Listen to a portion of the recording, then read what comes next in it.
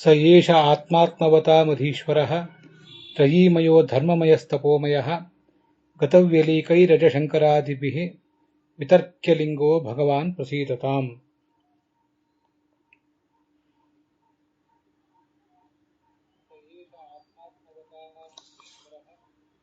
श्रियः पतिर्यज्ञपतिः जगत्पतिः धिया गिराम्पतिर्लोकपतिर्धरापतिः पतिर्गतिश्चान्धक वृष्णिसात्वताम् प्रसीदताम् मे भगवान् सताम् पतिः। देहेन्द्रियप्राणमनोऽभिमानो जीवोऽन्तरात्मा गुणकर्ममूर्तिः सूत्रम् महानित्युरुदेहगीतः संसार आधावति कालतन्त्रः। प्रोद्यच्छाकमहावटद्रुमे वटद्रुमतले योगासनस्थम् प्रभुम् प्रत्यक्तत्वविभुत्सुभिः प्रतिदिशम् प्रोद्वीक्षमाणाननम् मुद्राम् तर्कमयीम् दधानममलम् कर्पूरगौरम् शिवम् हृद्यन्तः कलये स्फुरन्तमनिशम् श्रीदक्षिणामूर्तिकम्।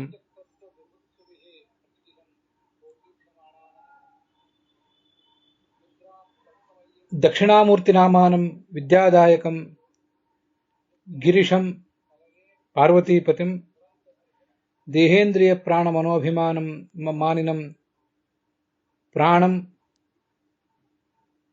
श्रियं देवीं भुवं च देवीं आत्मवताम् अधीश्वरं त्रयीमयं धर्ममयं तपोमयं आत्मानं च विविधैः श्लोकैः संस्तुत्य अथात्र द्वितीये स्कन्धे चतुर्थे अध्याये 19 श्लोकः ಎರಡನೇ ಸ್ಕಂದದ 4ನೇ ಅಧ್ಯಾಯದ 19ನೇ ಶ್ಲೋಕः ಅತ್ರ ವ್ಯಾಖ್ಯಾಸ್ಯತೆ। ಅನೇನ ಚ ವ್ಯಾಖ್ಯಾನೇನ ಶ್ರೋತॄಣಾಂ ಪ್ರವಕ್ತॄಣಾಂ ಚ ಸತಾಂ ಪತಿಃ ಭಗವಾನ್ ಪ್ರಸೀದತಾಮಿತಿ ಸ ಏವ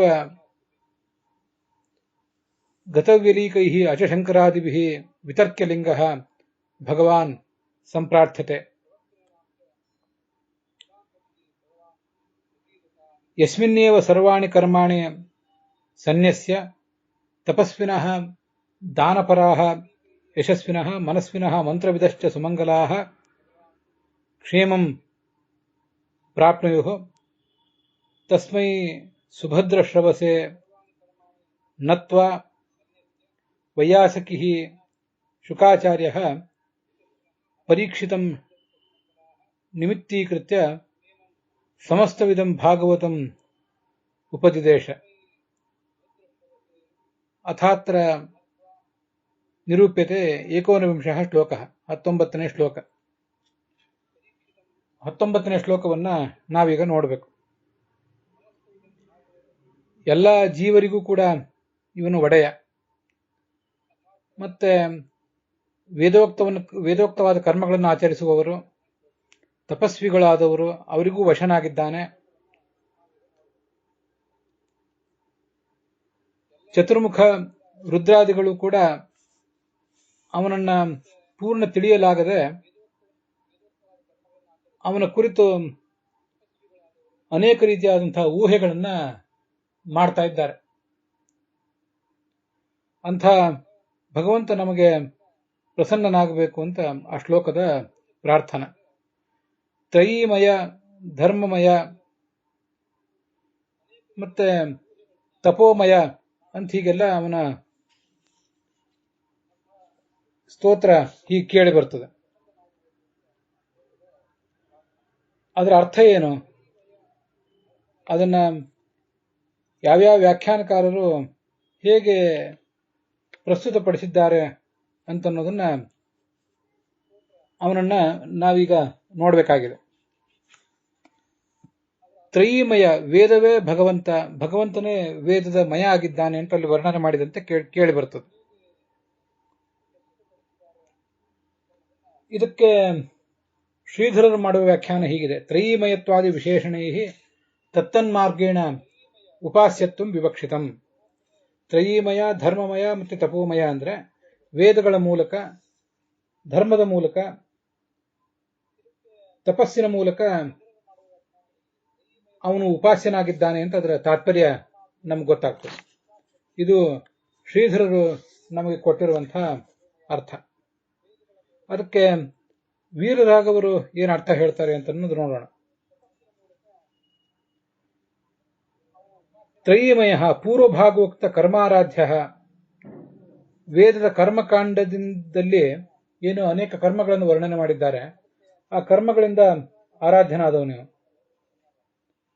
ಧರ್ಮಮಯ, ಸ್ಮೃತಿಯಲ್ಲಿ ಏನೇನು ಧರ್ಮಾಚರಣೆಗಳನ್ನು ಹೇಳಿದ್ದಾರೆ ಅದರ ಮೂಲಕ ಆರಾಧ್ಯನಾದವನು, ಆ ಫಲಗಳನ್ನು ಕೊಡುವಂತವನು.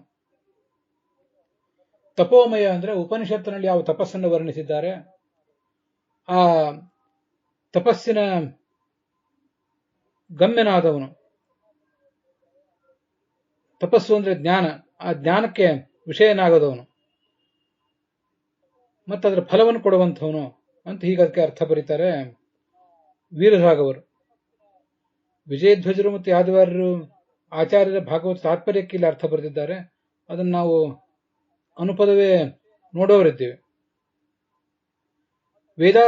ವೇದ ಅಧ್ಯೇತೃಣಾಂ ಮೃಗಾದಿ ತ್ರಯೀ ರೂಪೇಣ ಉಪಾಸ್ಯ.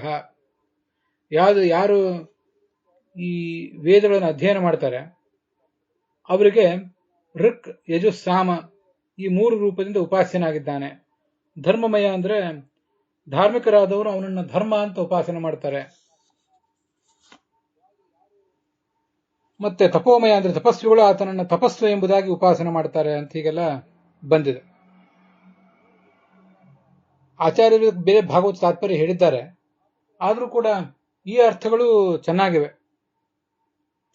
ವೇದಾಧ್ಯಯನ ಮಾಡುವವರು ಆತನನ್ನೇ ಋಕ್, ಆತನನ್ನೇ ಯಜುಸ್, ಆತನನ್ನೇ ಸಾಮ ಎಂಬುದಾಗಿ ಉಪಾಸನೆ ಮಾಡ್ತಾರೆ.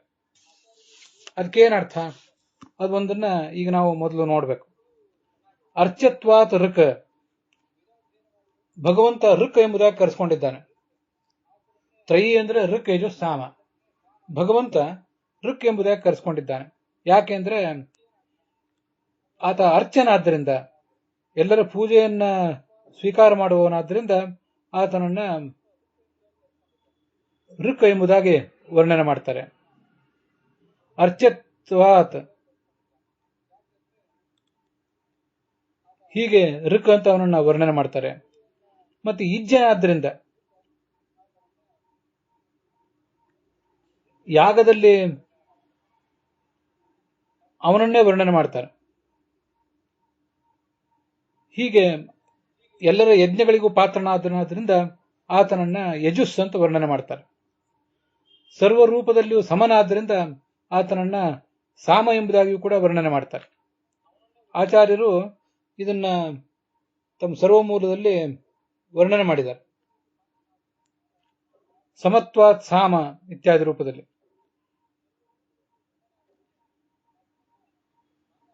ನಾನು ಹೇಳಿರುವ ವಾಕ್ಯಗಳು ನೇರವಾಗಿ ಆಚಾರ್ಯರ ಮಾತುಗಳನ್ನು ನಾನು ಇಲ್ಲಿ ಹೇಳಲಿಲ್ಲ, ಆದರೆ ಅವರ ತಾತ್ಪರ್ಯ ಏನಿದೆ ಅಂತ ನಾನು ವರ್ಣನೆ ಮಾಡಿದ್ದೇನೆ. ಅವರ ಶ್ಲೋಕಗಳನ್ನೇ ಇಲ್ಲಿ ಹೇಳಲಿಲ್ಲ. ಸಮನಾದ್ರಿಂದ ಸಾಮ, ಅರ್ಚನಾದ್ರಿಂದ ಋಕ್, ಇಜ್ಜನಾದ್ರಿಂದ ಯಜ್ಞಗಳಲ್ಲಿ ಪ್ರಾರ್ಥನಾದ್ರಿಂದ ಆತನನ್ನ ಯಜುಸ್ ಅಂತ ಹೇಳಬೇಕು ಅಂತ ಹೀಗೆ ಕೇಳಿ ಬರ್ತದೆ.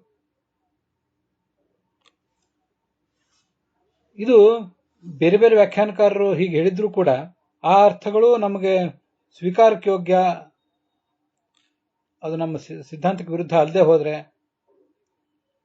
ಅವನನ್ನ ಆ ದೃಷ್ಟಿಯಿಂದ ನಾವು ತಿಳ್ಕೊಳ್ಬೇಕು. ಸಮತ್ವಾತ್ ಸರ್ವಭೂತೇಶು ಸಾಮ ಸಾಮ್ನಾಂಚ ದೇವತಾ. ಸರ್ವಭೂತಗಳಲ್ಲೂ ಸಮ ಅವನು, ಅದಕ್ಕಾಗಿ ಆತನನ್ನ ಸಾಮ ಎಂಬುದಾಗಿ ವರ್ಣನೆ ಮಾಡ್ತಾರೆ. ಇನ್ನ ಒಂದು ಕಡೆ ವೇದೋ ನಾರಾಯಣ ಸಾಕ್ಷಾತ್ ಅಂತ ಬರ್ತದೆ, ಅಲ್ಲಿ ಕೂಡ ಆಚಾರ್ಯರು ವರ್ಣನೆ ಮಾಡಿದ್ದಾರೆ. ಇಲ್ಲಿ ಈ ಶ್ಲೋಕಕ್ಕೆ ಏನು ಭಾಗವತ ತಾತ್ಪರ್ಯ ಇದೆ ಅದಕ್ಕೆ ನಾನಿನ್ನೂ ಪ್ರವೇಶ ಮಾಡಿಲ್ಲ, ಅದನ್ನ ಮುಂದೆನೆ ನಾವು ನೋಡೋರಿದ್ದೀವಿ.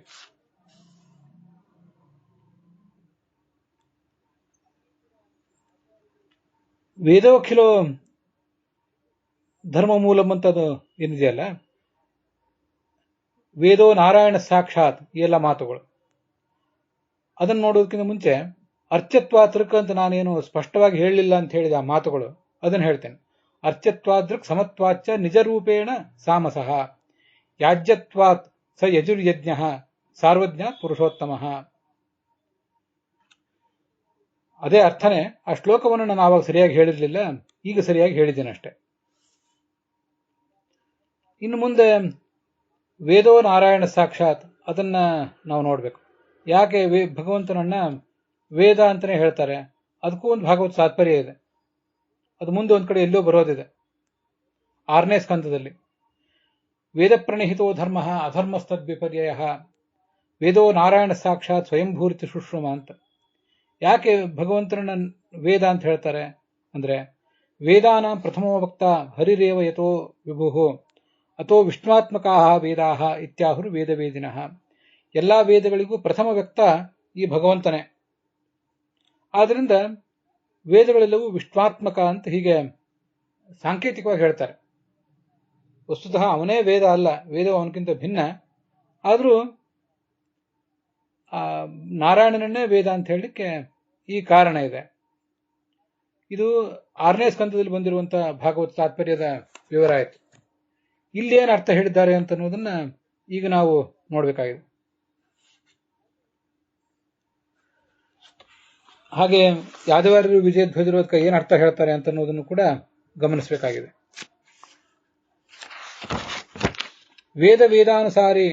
ವೇದಾನುಸಾರಿ ವಶಗಃ ಸ್ವೇಚ್ಛಯಾತು ಹರಿರ್ಯತಃ ಅತ ಸ್ವತಂತ್ರಮಪ್ಯಾಹು ಪ್ರಾಜ್ಞಾ ವೇದಮಯೇತಿಹ ಅಂತ ಆಚಾರ್ಯರು ಇಲ್ಲಿ ಭಾಗವತ ತಾತ್ಪರ್ಯದಲ್ಲಿ ಹೇಳ್ತಾರೆ. ವೇದಾನುಸಾರಿಯಾದಂತಹ ಪುರುಷರು ಯಾರು ವೇದಗಳನ್ನು ಅಧ್ಯಯನ ಮಾಡಿ ತದುಕ್ತ ಕರ್ಮಗಳನ್ನು ಮಾಡ್ತಾರೆ, ಅಂಥವರಿಂದ ಈತ ಧ್ಯೇಯನಾದವನು. ಮತ್ತೆ ತನ್ನ ಇಚ್ಛೆಯಿಂದಲೇ ಅವರಿಗೆ ಇವನು ವಶನಾಗ್ತಾನೆ. ಅವನಿಗೆ ಯಾರ ಅಧೀನನೂ ಅಲ್ಲ, ಆದರೂ ಕೂಡ ಅವರಿಗೆ ಎಲ್ರಿಗೂ ಕೂಡ ಇವನು ಅಧೀನನಾಗ್ತಾನೆ ಅಂತ ಅದರ ತಾತ್ಪರ್ಯ. ಅದರಿಂದ ಸ್ವತಂತ್ರನಾದರೂ ಅವನನ್ನು ವೇದಮಯ ಅಂತ ಹೇಳ್ತಾರೆ. ಯಾಕೆಂದ್ರೆ ವೇದಜ್ಞರಾದವರಿಗೆ ಆತ ಗಮ್ಯ ಅಂತ ಅದರ ತಾತ್ಪರ್ಯ. ಆತ್ಮವತಾಂ ಭಕ್ತ್ಯ ಅಪರೋಕ್ಷೀಕೃತ ಪರಮಾತ್ಮ ತತ್ವಾನಾಂ, ಯಾರು ಭಕ್ತಿಯಿಂದ ಆತ್ಮನನ್ನ ಭಗವಂತನನ್ನ ಅಪರೋಕ್ಷಕರಿಸಿಕೊಂಡಿದ್ದಾರೆ ಅವರಿಗೆ ಇವನು ಅಧೀಶ್ವರ, ಅವರ ಒಡೆಯ. ಎಲ್ರಿಗೂ ಒಡೆಯನೇ, ಇವರಿಗೆ ಒಡೆಯ ಅಂತ ಗೊತ್ತಿದೆ. ಭಗವಂತನ ಸಾಕ್ಷಾತ್ಕಾರವನ್ನು ಪಡೆದವರಾದ್ರಿಂದ ಭಗವಂತ ನಮಗೆ ಒಡೆಯ ಅಂತ ಇವರಿಗೆ ಗೊತ್ತಿದೆ, ಉಳಿದವರಿಗೆ ಗೊತ್ತಿಲ್ಲ ಅಷ್ಟೆ. ವೇದವನ್ನು ಅನುಸರಿಸುವ, ಧರ್ಮವನ್ನು ಅನುಸರಿಸುವ, ತಪಸ್ಸನ್ನು ಅನುಸರಿಸುವ ಜನರಿಗೆ ವಶಗನಾದ್ದರಿಂದ ಕ್ರಮವಾಗಿ ವೇದಮಯ ಅರ್ಥಾತ್ ತ್ರಯೀಮಯ, ಧರ್ಮಮಯ ಮತ್ತು ತಪೋಮಯ ಅಂತ ಹೀಗೆ ಹೇಳ್ತಾರೆ. ಆದ್ರಿಂದ ಆತನ ಭಗವಂತನ ಭಕ್ತ ವಾತ್ಸಲ್ಯ ಗೊತ್ತಾಗ್ತದೆ. ಇದು ವಿಜಯಧ್ವಜರು ಹೇಳಿದಂತಹ ಅರ್ಥ.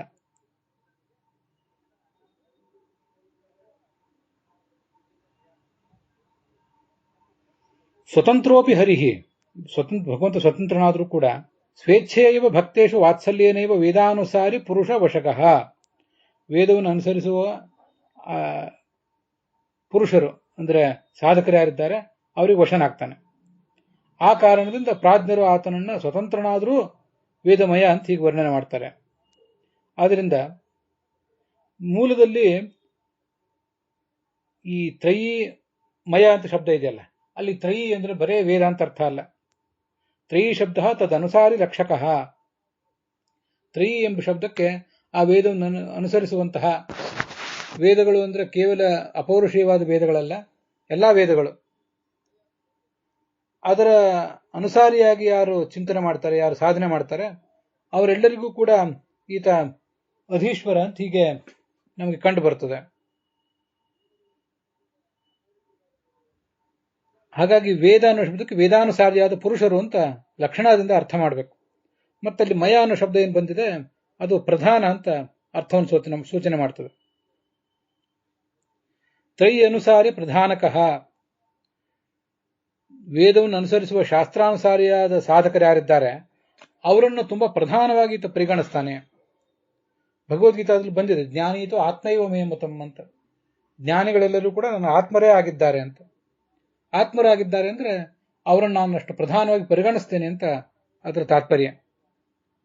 ಅದಕ್ಕಾಗಿ ಪ್ರಧಾನಕಃ ಅಂತ ಹೀಗೆ ಅದನ್ನ ಯಾದವಾರ್ಯರು ಕೂಡ ವರ್ಣನೆ ಮಾಡಿದ್ದಾರೆ.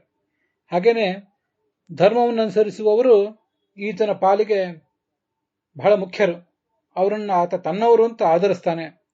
ತಪಸ್ಸನ್ನು ಮಾಡುವವರನ್ನು ತನ್ನವರು ಅಂತ ಆಧರಿಸ್ತಾನೆ. ಅದರಿಂದ ಆತನನ್ನ ತಪೋಮಯ ಧರ್ಮಮಯ ಅಂತ ಹೀಗೆ ವರ್ಣನೆ ಮಾಡ್ತಾರೆ. ಅವರೆಲ್ಲರೂ ಗತವ್ಯಲೀಕರು. ಮನಸ್ಸಿನಲ್ಲಿ ಯಾವುದೇ ಕಪಟವಿಲ್ಲದೆ, ಯಾವುದೇ ಅಜ್ಞಾನ, ಜ್ಞಾನದ ಕೊರತೆ, ತಪ್ಪು ಜ್ಞಾನ, ಸಂಶಯ ಇತ್ಯಾದಿಗಳು ಯಾವುದೂ ಕೂಡ ಇಲ್ಲದೆ ಆ ಭಗವಂತನನ್ನ ಅವರು ಆರಾಧನೆ ಮಾಡ್ತಾರೆ. ಅವರು ಈತನ ಬಗ್ಗೆ ವಿತರ್ಕ್ಯಲಿಂಗ, ಅನೇಕ ಹೇತುಗಳ ಮೂಲಕ ಆತನ ಬಗ್ಗೆ ಅನುಮಾನ ಮಾಡ್ತಾರೆ. ಜಗಜ್ಜನ್ಮಾದಿ ಲಕ್ಷಣಂ. ಲಿಂಗ ಅಂದ್ರೆ ಯಾವುದು? ವಿತರ್ಕ್ಯ ಲಿಂಗ ಅಂತಿದೆ. ಲಿಂಗ ಅಂದ್ರೆ ಭಗವಂತನನ್ನು ನಾವು ತಿಳ್ಕೊಳ್ಬೇಕಾದ ಕಾರಣಗಳು ಯಾವುದು?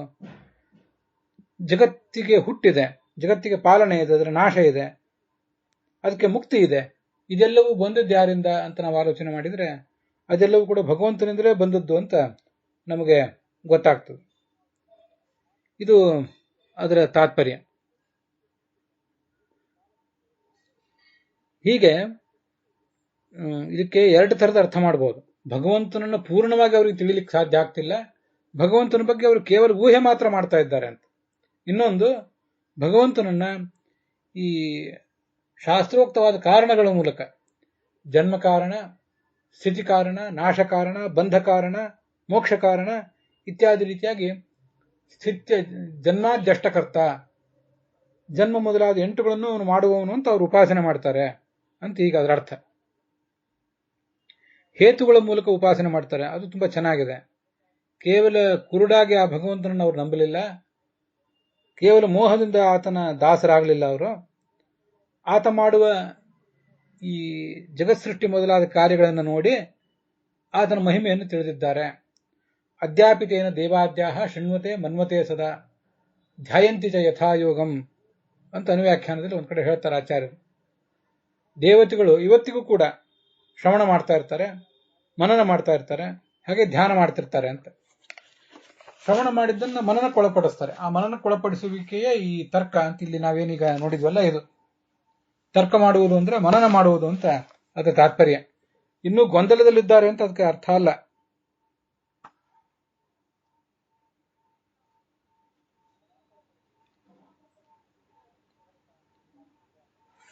ಇದು ಈಗ ನಾವು ನೋಡ್ತಿರುವಂತಹ ಶ್ಲೋಕದ ಅಭಿಪ್ರಾಯ. ಇನ್ನು ಮುಂದೆ ಶ್ರೇಯಃಪತಿ ಅಂತನ್ನುವಂಥ ಶ್ಲೋಕ. ಶ್ರೇಯಃಪತಿ ಯಜ್ಞಪತಿ ಜಗತ್ಪತಿ. ನಾನು ಈ ಶ್ಲೋಕವನ್ನು ಓದುವಾಗ ಸ್ವಲ್ಪ ಬೇರೆ ರೀತಿಯಾಗಿ ಓದಿದೆ, ಅದನ್ನ ನೀವು ಕೂಡ ಗಮನಿಸಿರಬೇಕು. ಇಲ್ಲಿ ಏನು ಶ್ಲೋಕ ಬಂದಿದೆ ಆ ರೀತಿಯಾಗಿ ಅದನ್ನು ಓದಲಿಲ್ಲ. ಆಚಾರ್ಯರು ಇದನ್ನ ಐತರೇಯ ಉಪನಿಷತ್ ಭಾಷ್ಯದಲ್ಲಿ ವರ್ಣಿಸಿದ್ದಾರೆ. ಅದಕ್ಕನುಸಾರವಾಗಿ ಈ ಶ್ಲೋಕವನ್ನ ನಾನು ಓದಿದೆ. ಏನದು ಅಲ್ಲಿ ಏನು ಶ್ಲೋಕ ಬಂದಿದೆ?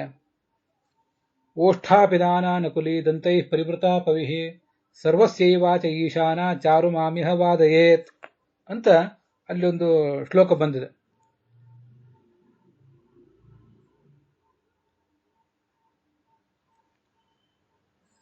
ಏನದರ ಅರ್ಥ?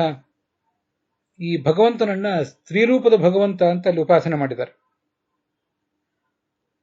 ಅಂಥವನನ್ನು ಉಪಾಸನೆ ಮಾಡಿದರೆ ನಾವು ಪ್ರವಚನ ಇತ್ಯಾದಿಗಳನ್ನ ಮಾಡುವಾಗ ನಮ್ಮಲ್ಲಿ ಏನಾದರೂ ಕೊರತೆಗಳಿದ್ರೆ, ಜನ ನಮ್ಮ ಮಾತುಗಳನ್ನು ಸರಿಯಾಗಿ ಕೇಳದೆ ಹೋದ್ರೆ ಅಂಥವರು ನಮ್ಮ ಮಾತಿಗೆ ವಶರಾಗ್ತಾರೆ ಅಂತ ಐತರೇಯ ಉಪನಿಷತ್ತಿನಲ್ಲಿದೆ.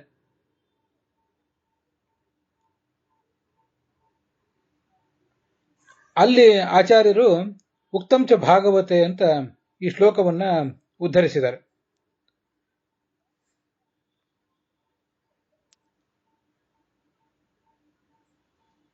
ನಚ ವಿಷ್ಣೋ ಅನ್ಯ ಸರ್ವಸ್ಯಾಹ ವಾಚಃ ಈಶಾನ. ಭಗವಂತನನ್ನು ಬಿಟ್ರೆ ಎಲ್ಲ ಮಾತುಗಳಿಗೂ ಕೂಡ ಒಡೆಯರಾದವರು, ಒಡತಿಯಾದವರು ಯಾರು? ಭಗವಂತನೇ ಒಡತಿ. ಯಾಕೆ ಅಂತ ಮುಂದೆ ನೋಡ್ತೇವೆ.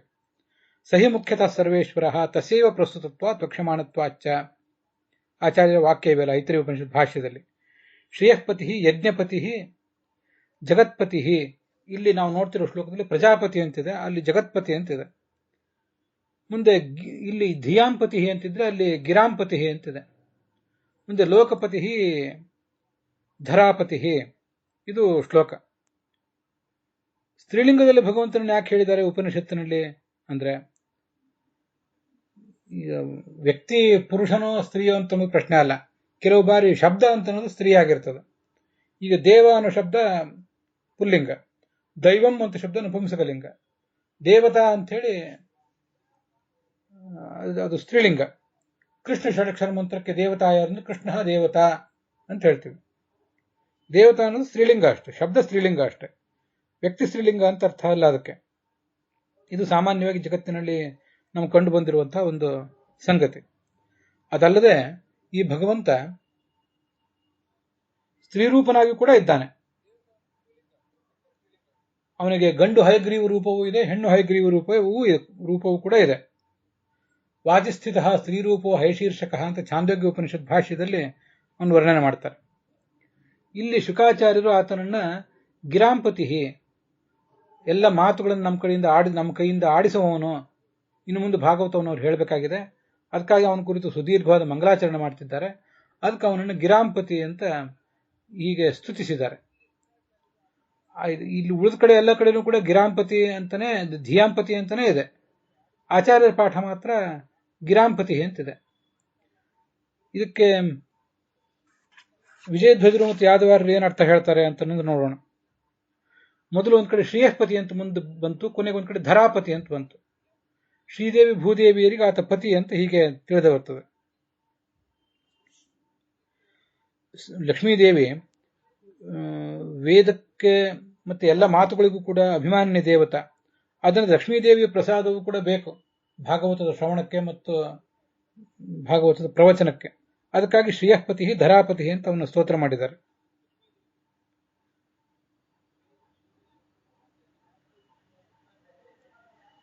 ಯಜ್ಞಕರ್ಮ, ಅಲ್ಲಿ ಯಜ್ಞಪತಿ ಅಂತ ಒಂದು ಶಬ್ದ ಬಂದಿದೆ. ಈ ಜೀವನ ಅನ್ನುವುದೇ ಒಂದು ದೊಡ್ಡ ಯಜ್ಞ. ಆ ಯಜ್ಞಕ್ಕೆ ಪತಿಯಾದವನು ಈ ಭಗವಂತ.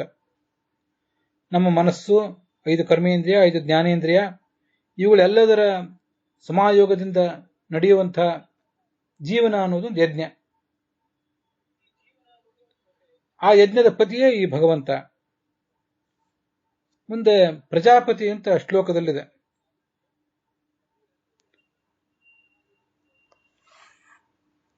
ಪ್ರಜಾ ಅಂತಂದ್ರೆ ಒಂದು ನಮ್ಮ ಸಂತಾನ ಅಂತ ಅರ್ಥ, ಇನ್ನೊಂದು ಸಾಮಾನ್ಯವಾಗಿ ಜನರು ಅಂತ ಅರ್ಥ. ಎಲ್ಲಾ ಜನರಿಗೂ ಕೂಡ ಜೀವನವನ್ನು ಕಲ್ಪಿಸಿಕೊಟ್ಟವನೇ ಈ ಭಗವಂತ ಅಂತ ಇದು ವಿಜಯಧ್ವಜರ ಅರ್ಥ. ನಾವು ನೋಡ್ತಿರುವ ಶ್ಲೋಕದಲ್ಲಿ ಜಗತ್ಪತಿ ಅಂತಿದೆ. ಆಚಾರ್ಯರು ಐತರೇಯ ಉಪನಿಷತ್ ಭಾಷ್ಯದಲ್ಲಿ ಉದ್ಧರಿಸಿರುವ ಶ್ಲೋಕ ಜಗತ್ಪತಿ ಅಂತಿದೆ. ಜಗತ್ತೆಲ್ಲದಕ್ಕೂ ಕೂಡ ಆತ ಪತಿ ಅಂತ ಅದರ ತಾತ್ಪರ್ಯ. ಮುಂದೆ ಗಿರಾಂಪತಿ. ಈಗ ನಾವು ನೋಡ್ತಿರುವ ಶ್ಲೋಕದಲ್ಲಿ ಯಾದವಾರ್ಯರು ಮತ್ತು ವಿಜಯಧ್ವಜರು ಮೊದಲಾದವರು ಹೇಳಿದ್ದೆಲ್ಲ ಧಿಯಾಂಪತಿ ಅಂತ. ಪ್ರವೃತ್ತೇ ಜ್ಞಾನಪೂರ್ವಕತ್ವೇನ ಸಂಭವ ತದರ್ಥಂ ಧಿಯಾಂಪತಿ. ನಾವು ಈ ಭಾಗವತವನ್ನು ಹೇಳುವುದು ಕೇಳುವುದು ಎಲ್ಲದಕ್ಕೂ ಕೂಡ ಜ್ಞಾನ ಇದ್ರೆ ಸಾಧ್ಯ. ಅದಕ್ಕಾಗಿ ಆತನನ್ನ ಧಿಯಾಂಪತಿ, ಬುದ್ಧಿಗೆ ಪತಿ ಅಂತ ವರ್ಣನೆ ಮಾಡಿದ್ದಾರೆ.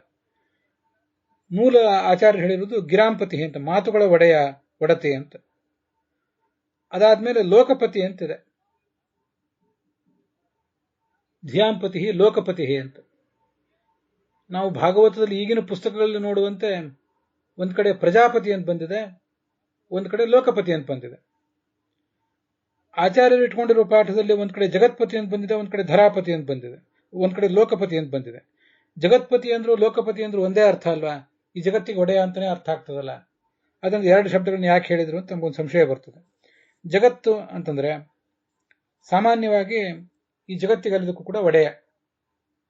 ಮತ್ತೆ ಲೋಕಪತಿ ಅಂದ್ರೆ ಜ್ಞಾನಿಗಳಿಗೆ ಪತಿ ಅಂತ ಅರ್ಥ. ಎಲ್ಲ ಜ್ಞಾನಿಗಳಿಗೂ ಕೂಡ ಪತಿ ಅಂತ ಅದರ ತಾತ್ಪರ್ಯ. ಹೀಗೆ ಆ ಜಗತ್ಪತಿ ಮತ್ತು ಲೋಕಪತಿ ಅನ್ನೋ ಶಬ್ದಗಳಿಗೆ ನಾವು ಬೇರೆ ಬೇರೆ ಅರ್ಥಗಳನ್ನ ಹೇಳಬೇಕಾಗ್ತದೆ. ಮತ್ತೆ ಧರಾಪತಿ, ಲೋಕಪತಿ ಆದ್ಮೇಲೆ ಮುಂದಿರುವಂತಹ ಶಬ್ದ ಧರಾಪತಿ ಅಂತ. ಇಷ್ಟು ಆಚಾರ್ಯರು ಐತರೇಯ ಉಪನಿಷತ್ ಭಾಷ್ಯದಲ್ಲಿ ಹೇಳಿರುವಂತಹ ಮಾತದು. ವಚನ ವ್ಯಾಪಾರಸ್ಯ ಬುದ್ಧಿ ಸಾಧ್ಯತ್ವಾತ್ ಧಿಯಾಂ ಸ್ವಪದೇನ ಉಪಾದಾನಂ. ಮಾತಾಡುವ ಕೆಲಸ ಅದು ಬುದ್ಧಿಯಿಂದ ಆಗಬೇಕಾದ್ರಿಂದ ಧಿಯಾಂಪತಿ ಅಂತ ಹೀಗೆ ಪ್ರತ್ಯೇಕವಾಗಿ ಹೇಳಿದ್ದಾರೆ ಅಂತ ಯಾದವಾರ್ಯರು ಹೇಳ್ತಾರೆ. ಯಾದವಾರ್ಯರ ದೃಷ್ಟಿಯಿಂದ ಮತ್ತು ವಿಜಯಧ್ವಜರ ದೃಷ್ಟಿಯಿಂದ ಧಿಯಾಂಪತಿ ಅಂತಾನೆ ಪಾಠ. ಆದರೆ ನನಗೆ ಸಮ್ಮತವಾದ ಪಾಠ ಗಿರಾಂಪತಿ ಅಂತ. ಇಲ್ಲೊಂದು ಪ್ರಶ್ನೆ ಏನ್ ಬರ್ತದಂದ್ರೆ, ಭಾಗವತದಲ್ಲಿ 2 ಥರದ ಶ್ಲೋಕಗಳಿರುವ ಸಾಧ್ಯತೆ ಇದೆ. ಗಿರಾಂಪತಿ ಅಂತ ಒಂದು ಕಡೆ, ಧಿಯಾಂಪತಿ ಅಂತ ಇನ್ನೊಂದು ಕಡೆ. ಈಗ ನಾವು 2ನೇ ಸ್ಕಂದದಲ್ಲಿ ನೋಡ್ತಿರುವುದು ಧಿಯಾಂಪತಿ ಅಂತ. ಅದರಿಂದ ಅದಕ್ಕನುಸಾರವಾಗಿ ವಿಜಯಧ್ವಜರು ಮತ್ತು ಯಾದವಾರ್ಯರು ವ್ಯಾಖ್ಯಾನ ಮಾಡಿದ್ದಾರೆ, ಉಳಿದವರು ವ್ಯಾಖ್ಯಾನ ಮಾಡಿದ್ದಾರೆ.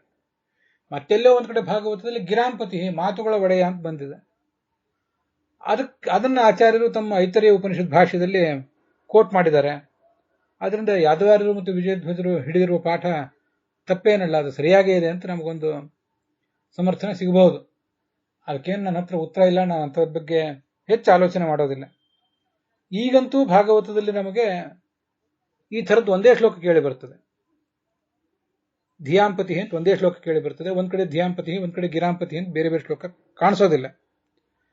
ಆದ್ರಿಂದ ಭಾಗವತದಲ್ಲಿ ಇಂಥದೇ 2 ಶ್ಲೋಕಗಳಿದ್ದವೋ ಬೇರೆ ಬೇರೆ ಕಡೆ, ಅಥವಾ ಇದೊಂದೇ ಶ್ಲೋಕವೋ ಅನ್ನೋದನ್ನ ನಮ್ಮಂಥ ಸಾಮಾನ್ಯರು ನಿರ್ಧರಿಸುವುದು ಕಷ್ಟ. ಬೇಡ, ಯಾದವಾರ್ಯರು ಮತ್ತು ವಿಜಯಧ್ವಜರು ಯಾಕೆ ಅದನ್ನ ಪ್ರಜಾಪತಿ ಅಂತ ಇಟ್ಕೊಂಡ್ರು, ಯಾಕೆ ಧಿಯಾಂಪತಿ ಅಂತ ಇಟ್ಕೊಂಡ್ರು, ಅದು ಅವ್ರಿಗೆ ಬಿಟ್ಟದ್ದು.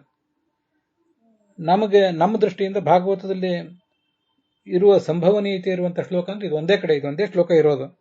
ಅದನ್ನೇ ಆಚಾರ್ಯ ಐತರೇಯ ಉಪನಿಷತ್ ಭಾಷ್ಯದಲ್ಲಿ ಉದ್ಧರಿಸಿದ್ದಾರೆ. ಅದಕ್ಕನುಸಾರವಾಗಿ ನಾವು ಅರ್ಥ ಹೇಳಬೇಕು. ಅದನ್ನ ನನ್ನ ಅಭಿಪ್ರಾಯ ಹೇಳಿದ್ದೇನೆ. ಅನೇಕ ಸರಿ ಸತ್ಯ ಅಂತ ಅನ್ನೋದು ನಮ್ಮ ಊಹೆಗಿಂತಲೂ ತುಂಬಾ ವಿಭಿನ್ನವಾಗೇ ಇರ್ತದೆ. ಹಾಗೇನಾದ್ರೂ ಇದ್ದಾಗ ನಾವು ಅದಕ್ಕೆ ಏನ್ ಮಾಡ್ಲಿಕ್ಕೆ ಬರೋದಿಲ್ಲ. ಅಂತೂ ಈಗ ಇದ್ದದ್ದನ್ನ ಹೇಳಿದ್ದೇನೆ.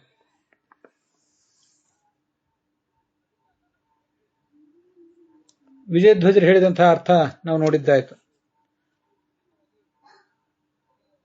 ರುಕ್ಮಿಣಿನೇ ಅತ್ರ ಹಿ ರುಕ್ಮಿಣಿ ಸತ್ಯಭಾಮಾಪತಿತ್ವೇನ ಉಕ್ತ್ಯ. ರುಕ್ಮಿಣಿಗೂ ಸತ್ಯಭಾಮಿಗೂ ಇಬ್ಬರಿಗೂ ಪತಿ ಅವನು. ಮೂಲ ರೂಪದಲ್ಲಿಯೂ ಕೂಡ ಶ್ರೀಭೂ 2 ರೂಪಗಳಿಗೆ ಪತಿಯಾಗಿರ್ತಾನೆ. ಇಲ್ಲಿ ಬಂದಾಗಲೂ ಕೂಡ ರುಕ್ಮಿಣಿ ಮತ್ತು ಸತ್ಯಭಾಮಿ ಇಬ್ಬರಿಗೂ ಕೂಡ ಪತಿಯಾಗಿದ್ದಾನೆ. ಮುಂದೆ ಈ ದಕ್ಷ ಯಜ್ಞದ ಪ್ರಸಂಗ ಬರ್ತದೆ.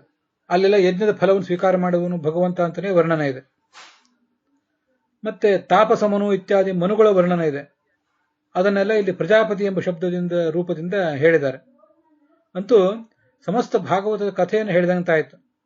ಶ್ರೇಷ್ಪತಿ ಧರಾಪತಿ ಅಂತ ಹೇಳಿದ್ರಿಂದ ಮುಂದೆ 10ನೇ ಸ್ಕಂದದ ಶ್ಲೋಕ ಅಭಿಪ್ರಾಯವನ್ನೆಲ್ಲ ವರ್ಣನೆ ಮಾಡಿದಾಗಾಯಿತು. ಅನೇಕ ಮನ್ವಂತರಗಳ ವರ್ಣನೆ ಎಲ್ಲ ಇಲ್ಲಿ ಮುಂದೆ ಮುಂದೆ ಬರೋದರಿಂದ ಅದನ್ನೆಲ್ಲ ಪ್ರಜಾಪತಿ ಎಂಬ ಶಬ್ದದಿಂದ ಹೇಳಿದಾಗಾಯಿತು. ದಕ್ಷನ ಕಥೆ, ಯಜ್ಞದ ಕಥೆಗಳೆಲ್ಲ ಬರ್ತದೆ. ಅದನ್ನೆಲ್ಲ ಇಲ್ಲಿ ವರ್ಣನೆ ಮಾಡಿದ, ಇಲ್ಲಿ ಯಜ್ಞಪತಿ ಎಂಬ ಶಬ್ದದಿಂದ ಸೂಚನೆ ಮಾಡಿದ ಹಾಗಾಯಿತು.